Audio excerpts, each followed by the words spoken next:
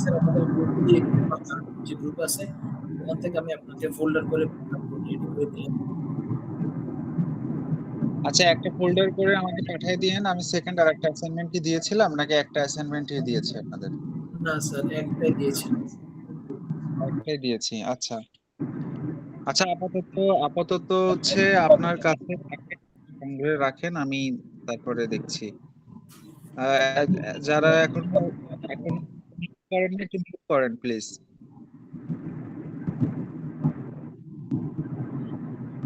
আচ্ছা, বাতায়ন পাশে গুবাক তরুসারি, এটা আসলে কাজী নজরুল ইসলামের একটা ভিন্ন ধারার একটা কবিতা। 1 মিনিট একটু দাঁড়ান, অনেকে আবার অ্যাক্সেস চাচ্ছে, আমি তাদেরকে একটু অ্যাক্সেস দিয়ে দিই। আচ্ছা, আমরা কাজী নজরুল ইসলামকে যে ঘরানায় দেখি এবং তিনি যেভাবে লেখালেখি করেন, আমরা কাজী নজরুল ইসলাম মানেই মনে করি যে তিনি বিদ্রোহের কবি, তিনি বিপ্লবী কবি, তিনি জনতার কবি, এবং তিনি শ্রেণী বৈষম্যের কবি। কাজী নজরুল ইসলামের এই পরিচয়ের বাইরেও আরো একটা পরিচয় রয়েছে, তিনি কিন্তু রোমান্টিক এবং প্রেম সঞ্চারের কবি, যেটা তার সিন্ধু হিন্দোল কাব্যগ্রন্থের মধ্যে অবগত উনি রেখে গিয়েছেন বা উনি অবগত করেছেন। আমরা প্রথম থেকে যদি বলি যে কাজী নজরুল ইসলামের জন্ম 1899, মৃত্যু 1976। তিনি তার জীবদ্দশায় তিনি যে কাব্যগুলো লিখেছেন তার মধ্যে বেশ কিছু গীতি কবিতা তিনি লিখেছেন। গীতি কবিতা বলতে যে কবিতাগুলো পরবর্তীতে গানের সুরে গান হিসেবে আহ, আমরা যেগুলোকে পেয়েছি, যেমন আমরা নজরুল সঙ্গীত শুনি, তাই না? আমরা নজরুল সঙ্গীত শুনি, এগুলো কিন্তু প্রথমেই তিনি কবিতা আকারে লেখেন, তারপরে সেগুলো সুর দিয়ে সেগুলো যেটা হয়েছে যে গান হিসেবে নজরুল সঙ্গীত হয়েছে। আচ্ছা, কাজী নজরুল ইসলামের যদি আমি তার শৈশব, কৈশোর, যৌবন, তিনটা সময়ের কথাও যদি আমি উল্লেখ করি, সেখানে তিনি কিন্তু খুব সচ্ছল পরিবারের আহ, মানুষ ছিলেন না। তিনি সাপোসা শ্রেণীর মানুষদের যেমন অভাবে দিন কাটে, দরিদ্রতার মধ্যে দিয়ে দিন কাটে, দিনমজুর যেটা বলা হয়, আমরা এই দিনমজুর শব্দটা কাজী নজরুল ইসলামের সাথে খুব বেশি পরিচিত। তিনি রুটির দোকানে কাজ করতেন, তিনি লিটল গানের দলে কাজ করতেন, কিন্তু একজন সংগ্রামী জীবন বা মানুষ, তিনি কিভাবে সাহিত্যে এতটা পরিচিতি লাভ করলেন, তার ভাষা জ্ঞান, বিশেষ করে আরবি, ফার্সি, সংস্কৃত শব্দের ব্যবহার, এবং তিনি যে যে টপিকগুলো নিয়ে লিখেছেন, বিশেষ করে তিনি ছোট গল্প, উপন্যাস এবং কাব্যগ্রন্থে এবং নাটক, সবকিছুতেই তিনি একটা মানে আলাদা একটা ঘরানা তৈরি করেছেন বাংলা সাহিত্যে। তো আমাদের কম বেশি আমরা বিদ্রোহী কাজী নজরুল ইসলামের বিদ্রোহী কবিতার সাথে সবাই পরিচিত। রক্তম্বরধরণী মায়ের সাথে আমরা সবাই পরিচিত, কিন্তু আহ তার যে একটা সফট কর্নার আছে বা একটা সফটনেস আছে, তার ভিতরে যে প্রেম, বিরহ আছে, তার মধ্যে যে প্রিয়ার জন্য যে আকুতি আছে, সেটা আমরা আসলে আহ জানি না। যদি বাতায়ন পাশে গুবাক তরুসারি কাব্যগ্রন্থটা যদি আমরা না পড়তাম, তাহলে আমরা আসলে এটা জানতে পারতাম না।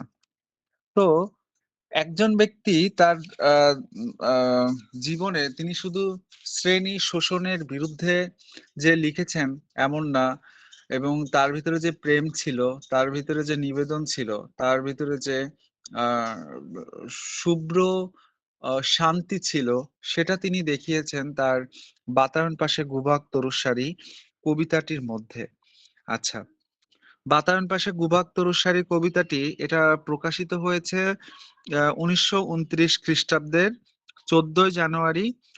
আহ, যখন তিনি এই কবিতাটা লেখেন, তখন তিনি চট্টগ্রামে অবস্থান করছেন। কবিতাটি প্রথম প্রকাশিত হয়েছে কালি কলম পত্রিকার 3য় বর্ষের সংখ্যায়। এটা বাংলা চৈত্র 1355 বঙ্গাব্দে। পরে এটা চক্রবাক কাব্যগ্রন্থে ও সঞ্চিতা সংকলনের অন্তর্ভুক্ত হয়। আচ্ছা, তাহলে যে সময়টাতে এটা প্রকাশিত হচ্ছে 1929 সাল, আমরা একটু আগেই বললাম কাজী নজরুল ইসলামের জন্ম কত, 1899, এবং তার মৃত্যু 1976। আর কাজী নজরুল ইসলামের প্রথম কাব্যগ্রন্থ অগ্নিবীণা, যেটা প্রকাশিত হয়েছে 1922 সালে। তাহলে 1922 সালে তার অগ্নিবীণা, বিশের বাসী 1924, ভাঙার গান 1924, সাম্যবাদী কাব্য 1925, সর্বহারা 1926, এ টু জেড একের পর এক তিনি প্রকাশ করেছেন। তার মধ্যে তাহলে তিনি একটা অভিজ্ঞ কবি হয়ে উঠছে, আহ এবং অভিজ্ঞ এবং পরীক্ষিত একজন কবি। সেই সময় তিনি বাতায়ন পাশে গুবাক তরুসারি কবিতাটি 1929 সালে তিনি চট্টগ্রামের অবস্থানকালে তিনি এই কবিতাটি লেখেন এবং প্রকাশিত হয়। এই কবিতার মেইন ব্যাপারটা হচ্ছে কবি জীবনের একটি স্মরণীয় অধ্যায়। তিনি এই কবিতাটির এই কবিতাটির জন্ম লাভে একটা ক্রিয়াশীল ছিল। তার কি, এটা স্মৃতিচারণমূলক একটি কবিতা, যেটার মধ্যে আমরা দেখতে পাবো চট্টগ্রামে যখন তিনি অবস্থান করেন, সেই চট্টগ্রামে হাবিবুল্লাহ বাহার ও শামসুন নাহার নামে দুইজন ব্যক্তি কবির খুব নিকট আত্মীয় এবং পরিচিত বা বন্ধু। তাদের বাড়িতে অবস্থানকালে একটি বিশেষ প্রাকৃতিক পরিবেশকে তিনি তার কবিতার মধ্যে তুলে ধরার চেষ্টা করেছেন। সেই বিশেষ প্রাকৃতিক পরিবেশ দেখে তিনি মুগ্ধ হয়েছিলেন, যেটার কারণে তিনি এই বাতায়ন পাশে গুবাক তরুসারি কবিতাটি লিখতে উদ্বুদ্ধ হয়েছেন।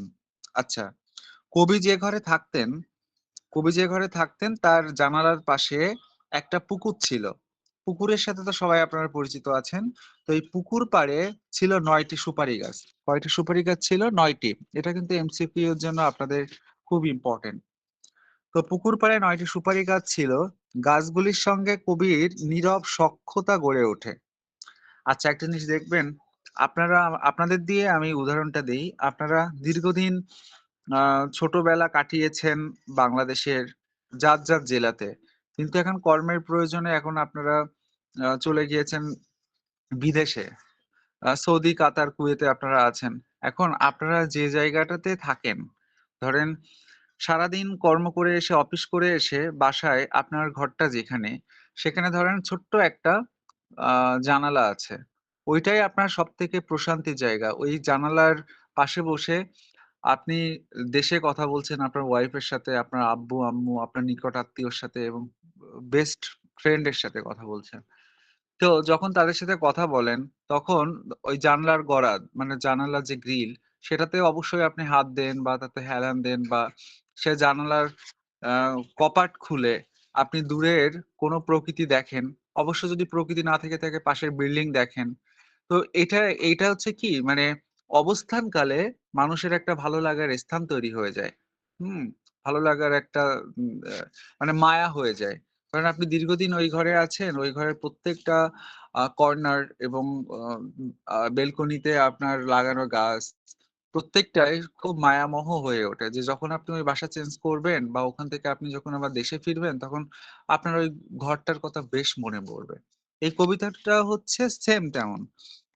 তো ওই যে বললাম যে পুকুর পাড়ে ছিল 9টি সুপারি গাছ। গাছগুলির সঙ্গে কবির নীরব একটা সখ্যতা গড়ে ওঠে।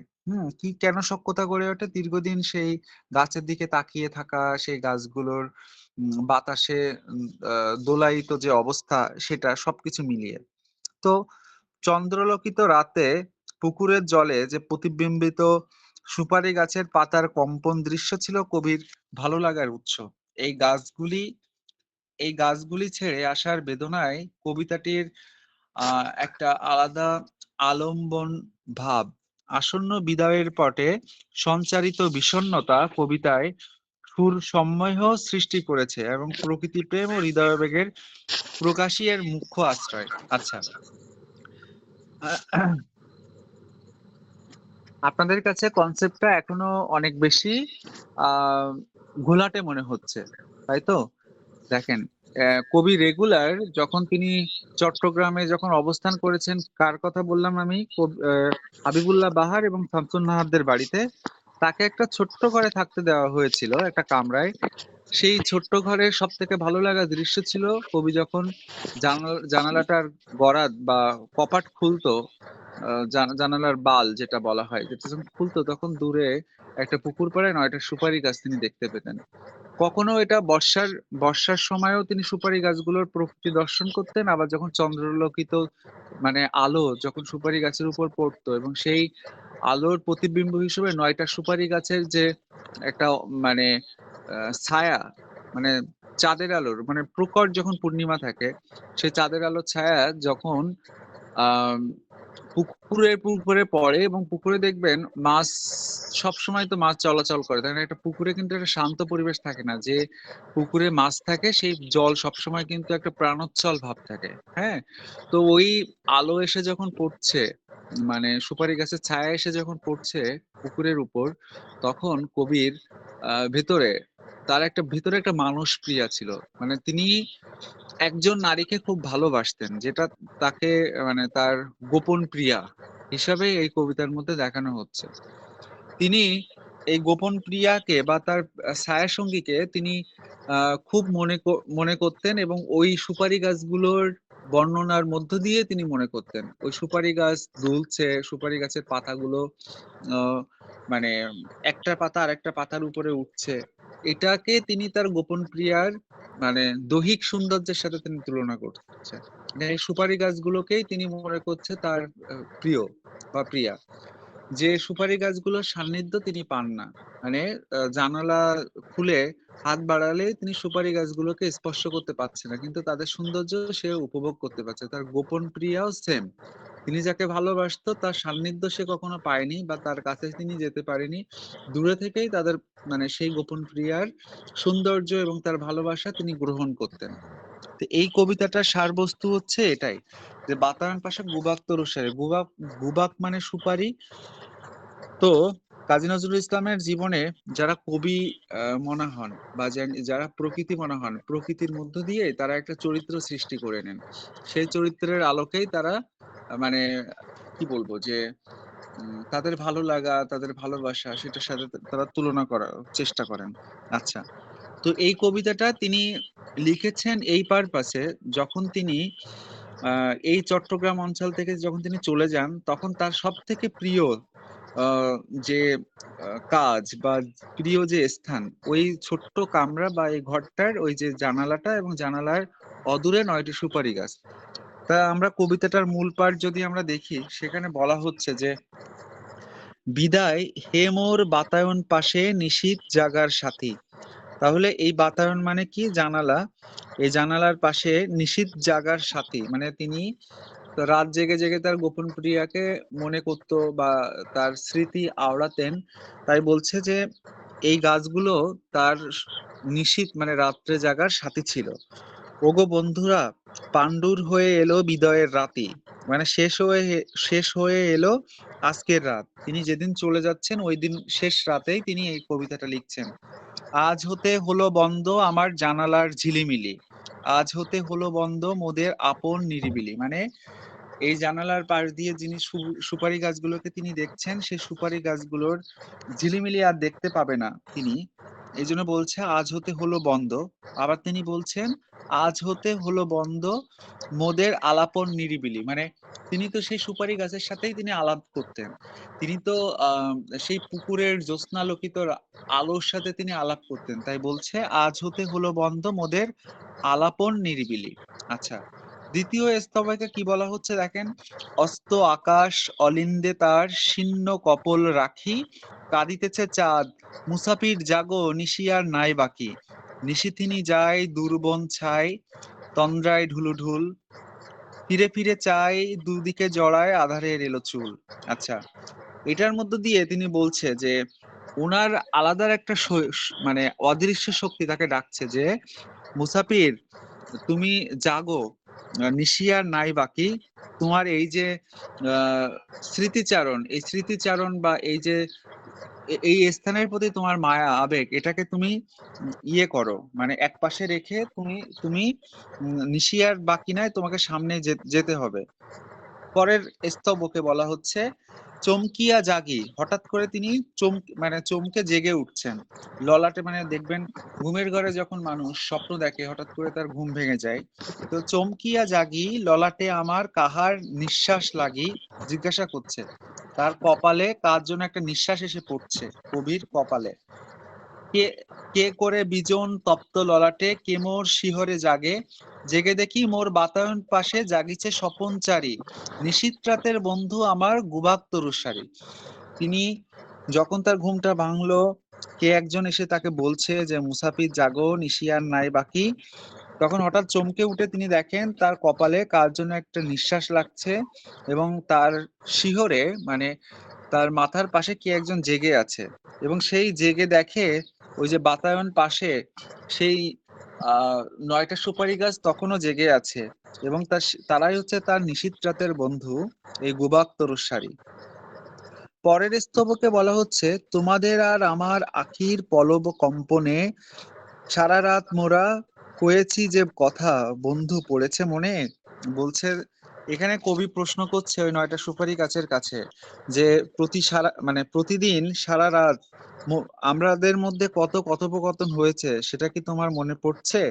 জাগিয়ে একাকী জ্বালা জ্বালা করে আঁখি, আসিত যখন জল তোমাদের পাতা মনে হতো যেন সুশীতল করতল। আচ্ছা, যখন তিনি ধরেন এখানে তার আত্মীয় স্বজন ছেড়ে চট্টগ্রামের ছোট্ট ঘরে তিনি অবস্থান করছে, যখন তার আত্মীয় স্বজনের কথা মনে পড়ছে বা তার গোপন প্রিয়ার কথা মনে পড়ছে, তখন মনে হতো এই সুপারি গাছের পাতা তাকে সুশীতল করতো। মনে হতো মানে সুপারি গাছের পাতা মনে করতো সে তার গোপন প্রিয়ার হাত তার মাথায় এসে হাত দিত। আচ্ছা, তারপরে বলা হচ্ছে যে আমার প্রিয়ার, এই যে দেখেন এখানে আমার প্রিয়ার মানে তার সব থেকে প্রিয়তমর কথা তিনি এখানে স্বীকার করছেন। আমার প্রিয়ার তোমার শাখার পল্লব মর্মর মনে হতো যেন তারই কণ্ঠের আবেদন সকতার। মানে এই তার যখন বাতাসে যখন একটা দেখবেন বাতাসের একটা শব্দ আছে, বা যখন ঝড় ওঠে বা বাতাস হয় তখন গাছের পাতারও একটা শব্দ আমরা শুনতে পাই। আমি একটা কথা বলি, যখন আমি আপনাদের বলাকা কাব্যটা পড়িয়েছি তখন সাদা বকের কথা বলেছি, সাদা বকের উড়ে যাওয়ার একটা শব্দ। যারা কবুতর পালেন বা পেলেছেন ছোটবেলায়, কবুতরের পাখার কিন্তু একটা শব্দ আছে। তেমনি ওই যে গাছের যখন বাতাস লাগে তখন একটা আওয়াজ হয় নিলিবিলি, যখন আপনারা নিস্তব্ধ রাতে একটু দেখবেন, সেই আওয়াজটাকে সে তার প্রিয়ার কণ্ঠের আবেদনের সাথে তিনি তুলনা করছেন। আচ্ছা, তারপরের প্যারাতে বলা হচ্ছে দেখেন তোমার পাতায় দেখেছি তাহারই আখির কাজল রেখা। মানে সুপারি গাছের পাতায় তিনি তার গোপন প্রিয়ার চোখের কাজল রেখা তিনি দেখেছেন। তোমার দেহেরই মতন দীঘল তাহার দেহের রেখা। তাহলে সুপারি গাছের দেহের সাথে তার প্রিয়ার দেহের তুলনা করছে। তব ঝিরঝির মিরমির যেন তারই কুণ্ঠিত বাণী, তোমার শাখার ঝুলানো তারির শাড়ির আঁচলখানি। আচ্ছা, তার প্রিয়ার শাড়ির যে আঁচল সেটাকে তিনি সুপারি গাছের শাখার সাথেই তুলনা করছে। তোমার পাকার হাওয়া তারই অঙ্গুলি পরশের মতো নিবিড় আদর ছাওয়া, ভাবিতে ভাবিতে ঢুলিয়া পড়েছি ঘুমের শ্রান্ত কোলে। আচ্ছা, ঘুমায়ে স্বপন দেখেছি তোমারই সুনীল ঝালর দোলে, তেমনি আমার সিতানের পাশে দেখেছি স্বপনে তুমি গোপনে আসিয়া গিয়েছ আমার তপ্ত ললাট চুমি। তাহলে তিনি এই গাছগুলোকে তুলনা করছেন তার প্রিয়ার সাথে। সেই প্রিয়া সে যখন ঘুমিয়ে থাকে তখন তার ললাটে এসে চুমু দিয়ে যায়, মানে ললাট চুমি। ঠিক আছে, পরের প্যারাতে বলা হচ্ছে হয়তো স্বপনে বাড়াইয়াছি হাত লইতে পরশখানি। এই যে আমি একটু আগে বললাম, এই যে মানে স্বপ্নে হয়তোবা সে তার গোপন প্রিয়াকে কাছে পেতে চেয়েছে, হাত বাড়িয়েছে, কিন্তু বাতায়নে ঠেকি ফিরিয়া এসেছে লইয়াছি লাজে টানি।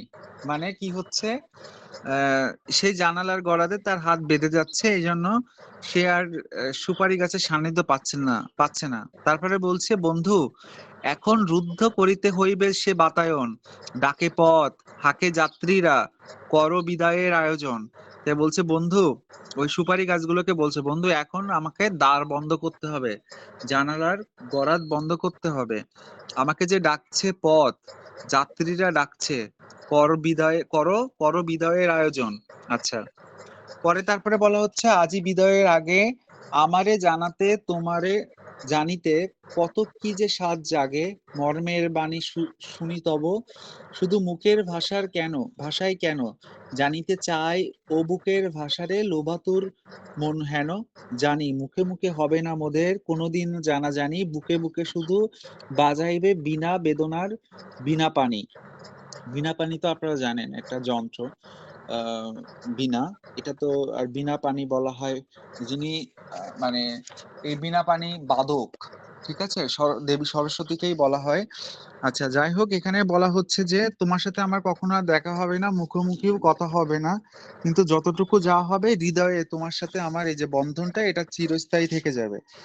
পরের প্যারাতে বলা হচ্ছে, হয়তো তোমারে দেখিয়াছি, তুমি যাহা নও তাই করে, ক্ষতি কি তোমার যদি গো আমার তাতেই হৃদয় ভরে। বলছে ওটা তো সুপারি গাছ, সুপারি গাছ নিয়ে সে এত কিছু কল্পনা করছে, কিন্তু কবির এখানেই যেন তৃপ্তি, ওই সুপারি গাছগুলোকেই তিনি তার প্রিয়া মনে করছেন। তারপরে বলছে, সুন্দর যদি করে গো তোমারে আমার আখির জল, হারা মমতাজে লয়ে কারো প্রেম রচে যদি তাজমহল। তো বলছে যদি সম্রাট শাহজাহান যদি মমতাজকে নিয়ে যদি তাজমহল করতে পারে, তার ভালোবাসার নিদর্শন, যখন সে মমতাজকে হারিয়ে ফেলেছে, মমতাজ মারা গিয়েছে, তার স্মৃতিচারণমূলক সে মমতাজ মহল তৈরি করছে, তাজমহল তৈরি করছে, তাহলে আমি কেন পারবো না, বলো তাহে কার ক্ষতি। তারপর বলছে, বলো আমি যদি তোমাকে আমার হৃদয়ে যদি আহ একটা স্পর্শ দিই, তাহলে কার কিসে ক্ষতি হচ্ছে। তারপরে এখানে বলছে, তোমারে লইয়া সাজাবো না ঘর, সৃজীব অমরাবতী, হয়তো তোমার শাখায় কখনো বসিনি আসিয়া সাক্ষী, তোমার কুঞ্জে পত্রপুঞ্জে কোকিল ওঠেনি ডাকি, শূন্যের পানে তুলিয়া ধরিয়া পলব আবেদন, জেগেছে নিশীতে জাগিনী কো সাথে খুলি, কেহ বাতায়ন। মানে এই বাতায়ন আর পরবর্তীতে কেউ খুলবে কিনা তাও আমি জানি না, তিনি তার আবেগের কথাই বলছেন। সব আগে আমি আসি, তোমারে চাহিয়া জেগেছে নিশীথ, গিয়াছে গো ভালোবাসি, তোমার পাতায় লিখিলাম আমি প্রথম প্রণয় লেখা।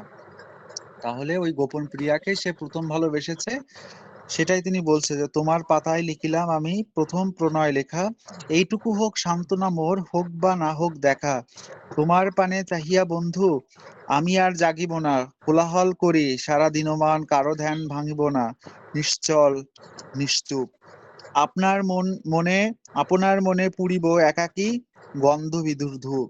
মানে এই গোপন প্রিয়ার এই জায়গাটা, মানে গোপন প্রিয়াকেও সে আর কখনো পাবে না, আবার এই সুপারি গাছগুলোর সান্নিধ্য সেও কখনো পাবে না। এই জন্য সে বলতে যে আপন মনে পুরিব একাকী, গন্ধ বিদুর ধূপ। ধূপ যেরকম আস্তে আস্তে ধীরে ধীরে জ্বলে, তেমনি সে হৃদয়ের মধ্যে এই কষ্ট বেদনাটাকে সেই করার চেষ্টা করছে। তারপরে বলছে, শুধাইতে নাই তবুও শুধায়, আজকে যাবার আগে, মানে আজকে যাবার আগে সে শুনতে চাচ্ছে, ওই পলব জাফরি খুলিয়া তুমিও কি অনুরাগে দেখেছো আমারে, দেখিয়াছো যবে আমি বাতায়ন খুলি, হাওয়াই না মোর অনুরাগে তব, পাতা দুলিয়াছে দুলি, পাতা উঠিয়াছে দুলি। মানে তখন বলছে, আমি তোমাকে যেমন অনুভব করি, তুমিও কি আমাকে ওইভাবে অনুভব করেছো, তোমার পাতার হরিদ আঁচলে চাঁদনি ঘুমাবে যবে, মূর্ছিতা হবে সুখের আদলে সে আলোর উৎসবে, মনে কি পড়িবে এই ক্ষণিকের অতিথির কথা আর। তাই বলছে, আমি তো তোমার ক্ষণিকের অতিথি ছিলাম, আমাকে কি তুমি কখনো মনে করবে, তোমার নিঃশ্বাস শূন্য এ ঘরে করিবে কি হাহাকার, চাঁদের আলোক বিস্বাদ কি গো লাগিবে সেদিন চোখে, খড় খড়খুড়ি খড়খুড়ি খুলি চেয়ে রবে দূর অস্ত অলোক লোকে, অথবা এমনও করি দাঁড়ায়ে রহিবে আপন ধ্যানে সারা দিনমান ভরি। তাই বলছে যে, সরি একটা কল এসেছিল, এর জন্য একটু ঝামেলা হয়ে গেল। তো যাই হোক, আমি লাস্ট প্যারাটা পড়ছি। ভুল করে কভু আসিলে স্মরণে অমনি অমনিতা যেও ভুলে, তাই এখানে বলছে দেখেন, ভুল করে কভু আসিলে স্মরণে অমনিতা যেও ভুলি, যদি ভুল করে কখনোই এ মোর বাতায়ন যায় খুলি, বন্ধু করিয়ে দিও পুনতায়, তোমার জাফরিক ফাঁকে খুঁজো না তাহারে, গগন আধারে মাটিতে পেলে না থাকে। মানে ব্যাপারটা হচ্ছে কি, ভুল করে যদি কখনো এই বরাত যদি কেউ খোলে, তা তুমি আমাকে যতটুকু, আমি যতটুকু তোমাকে ভালোবেসেছি, আমি যতটুকু তোমাকে মনে করেছি, তুমি সেটা যেন করো না। মানে তুমি যেন তাকে ভালোবেসো না। মানে এখানে জাস্ট আপন প্রিয়ার বা আপন ভালোবাসার মানুষকেই, মানুষ যেভাবে তার প্রেম নিবেদন করে, সুপারি গাছগুলোকে অনুসরণ করে তিনি তার প্রেম এভাবে নিবেদন করেছে, এটাই হচ্ছে মেইন ব্যাপার। তো যাই হোক, এই কবিতার মধ্যে কবির একান্ত, মানে একান্ত নিজস্ব কথাবার্তাগুলো বলা হচ্ছে, তার ভিতরে যে রোমান্টিক একটা আবহ আছে সেটার ব্যাপার বলা হচ্ছে, তার নিঃসঙ্গ জীবনের সাথী হচ্ছে এই সুপারি গাছগুলো। এটাই হচ্ছে বাতায়ন পাশে ভূভাগ তরুসারি কবিতার মেইন বিষয়বস্তু এবং টপিক। আমার আশা করি স্টুডেন্ট, আপনারা যারা আছেন সেই ক্লাসে, তাদের বুঝতে অসুবিধা হয়নি। আহ প্রথম অ্যাসাইনমেন্ট তো আপনাদের রেডি হয়েছে, দ্বিতীয় অ্যাসাইনমেন্ট আমি সামনের ক্লাসে দিয়ে দিব। আপনারা একবারে রেডি করে আমাকে একটা ফাইল করে পাঠিয়ে দিবেন, তাহলে আমার ভালো হবে। সামনের দিন আপনাদের আমি বনলতা সেন, জীবনানন্দ দাশের বনলতা সেন কবিতাটি পড়াবো। আপনারা বাতায়ন পাশে গুবাক তরুসারির মূল পাঠ তো আমি পড়িয়ে দিলাম, আপনারা বিষয়বস্তুটা একটু বা বস্তু সংক্ষেপটা একটু দেখবেন, তাহলে আপনাদের কাছে বিষয়টা ইজি হবে। আজকের ক্লাস নিয়ে কারো কোনো জিজ্ঞাসা আছে? বুঝতে অসুবিধা হয়েছে?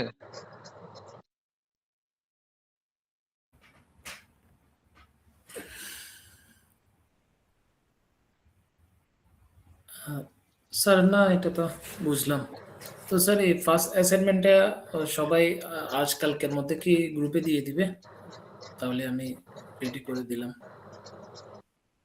হ্যাঁ হ্যাঁ হ্যাঁ, গ্রুপে দিয়ে দিই, আপনি রেডি করে আমাকে পাঠিয়ে দিন, অসুবিধা নেই। আচ্ছা আচ্ছা স্যার, ও আচ্ছা, ও পরবর্তী আর ক্লাসে, হ্যাঁ, বনলতা সেন, হ্যাঁ এই হ্যাঁ তো আপনি দাগাই দিছিলেন বাতায়ন পাশে ভক্ত রূপসারি আর বনলতা সেন। তো বনলতা সেনটা হুম, পরবর্তী ক্লাস হবে। আর ইউনিট 4 এর মধ্যে কিছু বলবেন স্যার? ইউনিট 3 এ 2টা দিছিলেন, এক রাত্রি আর প্রাগৈতিহাসিক। হ্যাঁ, এক রাত্রি এবং প্রাগৈতিহাসিক এ দুটো আসলে কমন। আর এক রাত্রি এবং প্রাগৈতিহাসিক এ দুটো পড়াবো, সেই সাথে আপনাদের নয়নচারা গল্পটাও পড়াবো। নয়নচারা, হ্যাঁ, নয়নচারা। ঠিক আছে, আর কবিতার আচ্ছা কি? অসুবিধা নেই। কবিতা তো আমি তো পড়াচ্ছি আপনাদের মোটামুটি। বঙ্গভাষা কি পড়িয়েছি বঙ্গভাষা? মাইকেলের? না, না, বঙ্গভাষা পড়াইছেন স্যার মাইকেল বন্ধু, মধুসূদন দত্ত, 40। অসুবিধা নেই, এক করে শেষ করব, অসুবিধা নেই। ইউনিট 1 আর 4 এর মধ্যে এখনো টাচ করা হয় নাই আরকি। আচ্ছা ঠিক আছে, অসুবিধা নেই, ওটা করা হবে। তা ঠিক আছে, আজকের ক্লাসটা এখানেই শেষ করলাম। সবাই ভালো থাকবেন, সুস্থ থাকবেন। সামনে আবার ক্লাসে আপনাদের সাথে কথা হবে। Thank you. ওকে স্যার, ধন্যবাদ।